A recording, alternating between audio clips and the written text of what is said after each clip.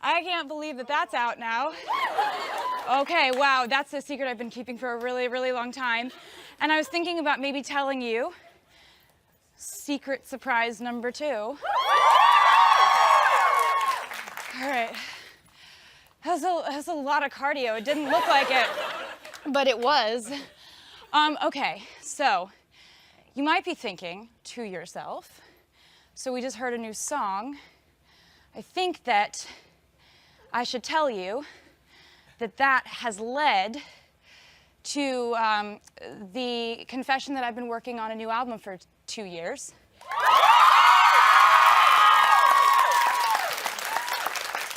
And this album, I like to work on albums for 2 years because I feel like 2 years gives you enough time to grow and to change and to, change your priorities, change where you live, change your hair, change what you believe in, change who you hang out with, what's influencing you, what's inspiring you.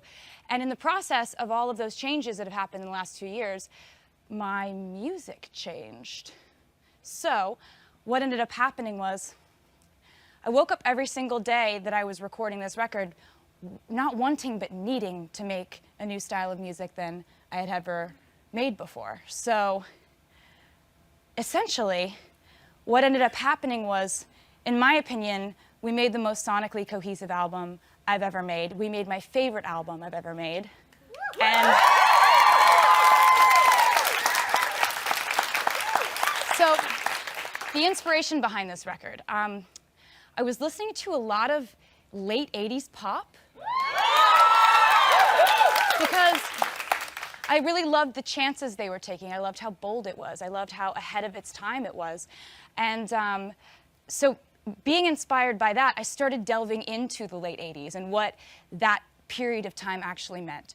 And what I found from asking people and reading up on it and just really diving into the late 80s was that it was apparently a time of just limitless potential.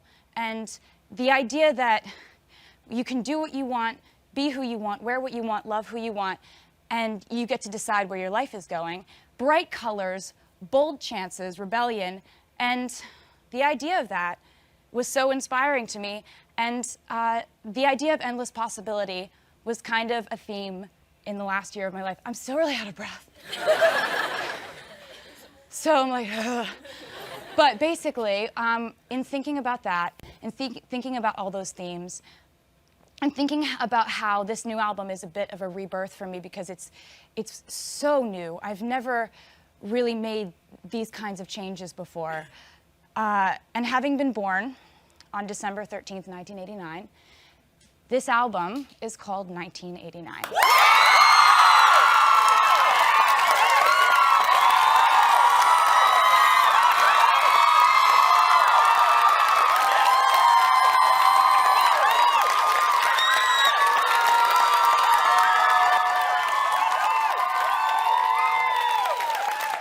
And if you were wondering what that picture is, that's the cover of it.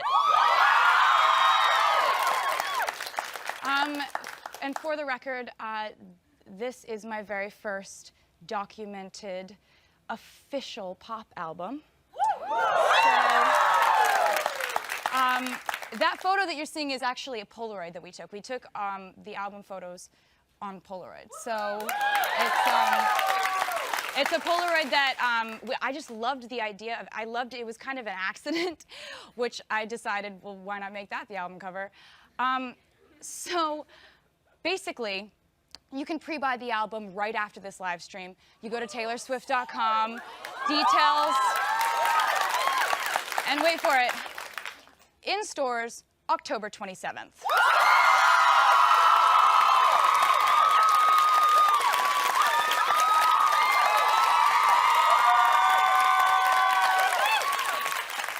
I realize I've kind of just unloaded a lot of information on you.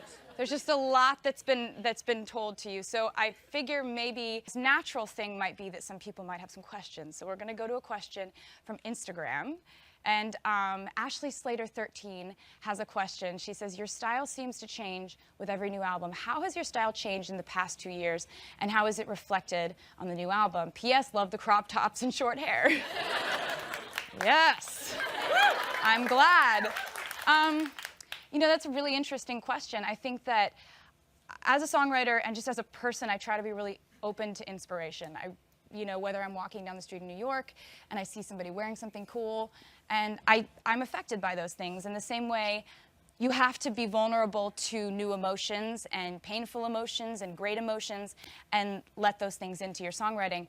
I kind of let the same thing happen to me as far as fashion goes. And what you find is yourself experimenting and becoming comfortable, you know, trying out things you weren't comfortable with before. But I'm very organized in weird ways, and I kind of like to be able to look at old pictures and see what my hair looks like and what I'm wearing and be like, oh, that was the second album. So that's that. But, okay, so Joey in our audience has a question. There you are. Hi. How my are you? dancing partner. I know. It's such a pleasure to dance with you. You too. Thank you. That song is so good. Thank you. It is so good. Awesome. My question is there going to be a deluxe version of the album? And if so, what's going to be on it? There is, actually.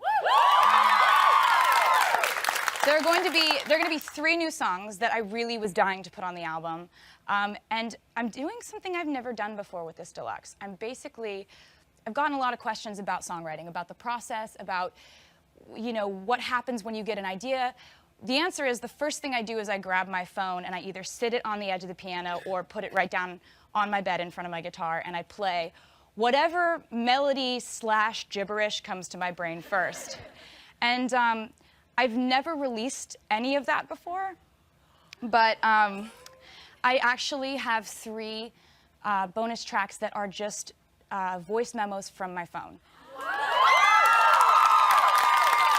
And so you'll hear me singing just an idea and a melody and some words, and then you'll be able to go to the record and the album, and you'll listen to what it ended up being when it was finished. So hopefully that kind of adds some insight into songwriting, and thank you for that question.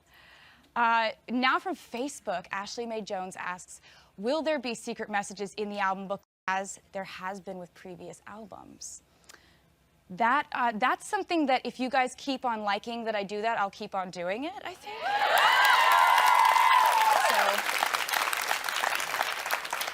So, a lot of what I decide to do, all of what I decide to do on albums is based on what I think you will like. So if you like that, I'll keep doing it. But I also was thinking about, you know, I've been taking lots and lots of Polaroids because I like the tangible quality of a photograph.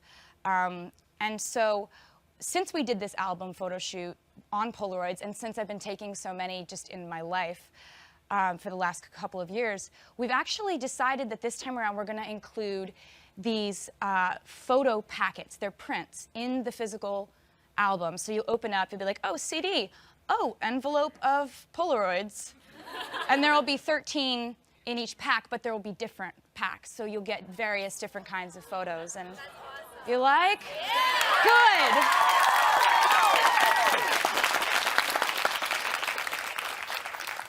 You guys, I'm so excited. This is so crazy. Be cool. From Twitter, Shine Swift's plural, more than one Shine Swift, asks, will this be the era that we get to meet each other? Aww. Okay, so I can address this because I've been reading so many things on Instagram and Twitter where you'll say, I've been to 3 shows and I've never met you. I waited outside of, you know, I waited outside a TV show, I slept on the street, whatever. And I'm just like, I want to meet this person. And so I've been thinking of new ways that we can do that. So we created something called the 1989 Swift Stakes. See, it's like sweepstakes, but we made it annoying.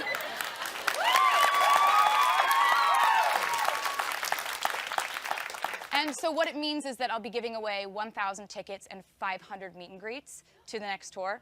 So basically, there are going to be in total 1,989 prizes, which is just 1989 with a comma in it.